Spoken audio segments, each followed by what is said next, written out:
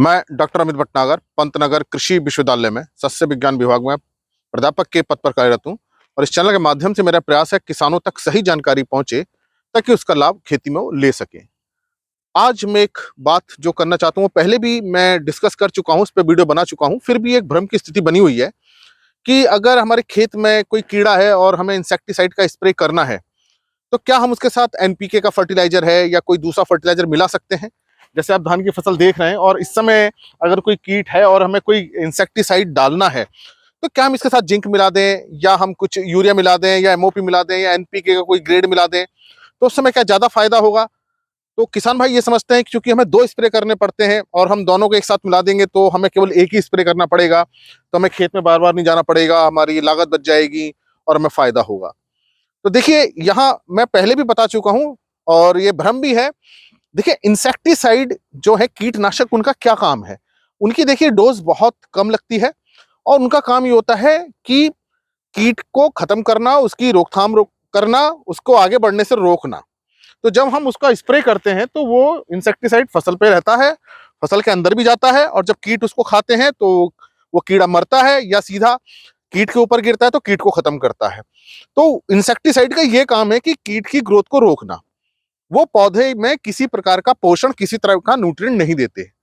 दूसरी तरफ अगर हम देखें एनपीके हम कोई ग्रेड हम स्प्रे कर रहे हैं या यूरिया कर रहे हैं या कोई जिंक सल्फेट हम कर रहे हैं, तो उसका जो काम है वो है पौधे को न्यूट्रिशन देना और उसकी हम ज्यादा मात्रा का प्रयोग करते हैं क्योंकि न्यूट्रिशन पोषण ज्यादा चाहिए। तो जो हम किसी भी फर्टिलाइजर का स्प्रे करते हैं, हमारा ऑब्जेक्टिव यही होता है कि वो पूरी फसल को कवर कर ले और वो पत्तियों में जाए और उससे हमारी अच्छी ग्रोथ हो। तो ये फर्टिलाइजर के स्प्रे का है। अब हमने क्या किया, दोनों को मिला दिया।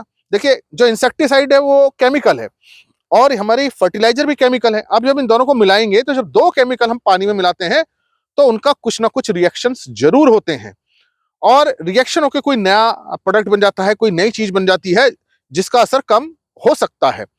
तो हमको बचना चाहिए, हमको नहीं मिलाना चाहिए क्योंकि ये हमें नहीं पता चल पाएगा कि उसकी इफिशियंसी कम हुई या ज्यादा हुई या क्या असर हुआ।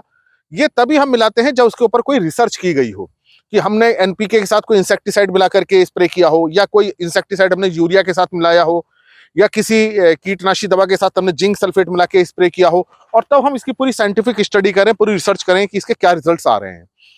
तो देखिए इस तरह की कोई स्टडी जो रिसर्च पेपर में होती है, उनकी रिकमेंडेशन आती है, तभी हमको करना चाहिए। तो जो ये नए इंसेक्टिसाइड हैं या जो बाजार में उपलब्ध हैं, उनके साथ इस तरह कोई स्टडी नहीं है फर्टिलाइजर की कि हम इसके साथ मिला के स्प्रे कर दें, या अभी कोई रिकमेंडेशन नहीं है, उस डिब्बे पे नहीं लिखी है, ना उस फर्टिलाइजर के साथ लिखी है कि इसके साथ हम क्या क्या मिला सकते हैं। तो इससे हमें बचना चाहिए। हो सकता है कि आपने किसी इंसेक्टिसाइड को किसी फर्टिलाइजर के साथ मिलाया हो और आपको लग रहा हो कि इसका रिजल्ट तो अच्छा आ गया तो हमको मिला देना चाहिए। तो ये बाई चांस हो सकता है और ऐसा हो सकता है कि उस समय उसने रिएक्शन ना किया हो, लेकिन हो सकता है दूसरे फर्टिलाइजर के साथ रिएक्शन कर दे। केमिकल के रिएक्शन का रिस्क होता है जो हमारी फसल को भी खराब कर सकता है, और इंसेक्टिसाइड में हम कोई दवा फर्टिलाइजर मिला दे रहे हैं तो उसकी इफिशियंसी कम हो जाएगी, तो उसका कीड़ों पे भी असर कम होगा और दूसरी तरफ फसल को पूरा पोषण नहीं मिलेगा और फसल जल भी सकती है। तो इस तरह का रिस्क हमें नहीं लेना चाहिए। और ये भी हो सकता है कि हमारी फसल भले ही खराब ना हो, कीट भी नियंत्रण हो, लेकिन उतने ना हो पाए। आपको लगे इसने तो कीट नियंत्रण कर दिया, लेकिन अगर हम नहीं मिलाते तो उससे अच्छा नियंत्रण हो सकता था। ये तो निश्चित होता है कि जब दो केमिकल मिलते हैं तो आपस में रिएक्शंस करते हैं और रिएक्शन करके उनकी जो इफिशियंसी है, काम करने का जो आउटपुट है, वो चेंज हो जाता है। इसलिए आपको बचना चाहिए। जिंक सल्फेट के साथ आप ना मिलाएं किसी इंसेक्टिसाइड को, नहीं तो उसका असर कम होने की संभावना है। इसी प्रकार से एनपीके है या कोई दूसरा फर्टिलाइजर मिलाएंगे तो वो रिएक्शन करेगा और जो हमारा उद्देश्य है कीट को रोकना, उसकी रोकथाम करना, उसमें कमी आएगी। तो ये इस तरह का प्रयास आप ना करें। और हो सकता है आपने किया हो और कोई आपको लगता हो कि कीट नियंत्रण हो गया हो, तो ऐसा संभावना कमी होती है। हो सकता है कि आप ना मिलाते तो कीट ज्यादा अच्छा नियंत्रित होता।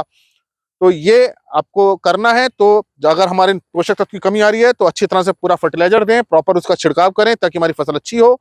अगर कीट आ रहे हैं तो उसी प्रकार के कीट के लिए जो इंसेक्टिसाइड रिकमेंडेड है उतनी डोज सही पानी में आप डालें ताकि कीट नियंत्रित हो। तो दोनों चीजें अलग अलग हैं, उन दोनों की चीजों को मिक्स मत कीजिए ताकि हमको सही लाभ मिल सके। आशा है मेरी बात आपकी समझ में आई होगी कि इंसेक्टिसाइड के साथ हम कोई एनपीके या कोई दूसरा फर्टिलाइजर मिलाने से बचना चाहिए जब तक कि हमारे पास उसकी कोई रिसर्च फाइंडिंग ना हो, जब तक कोई इसकी रिकमेंडेशन ना हो और उस प्रोडक्ट पे ना लिखा हो।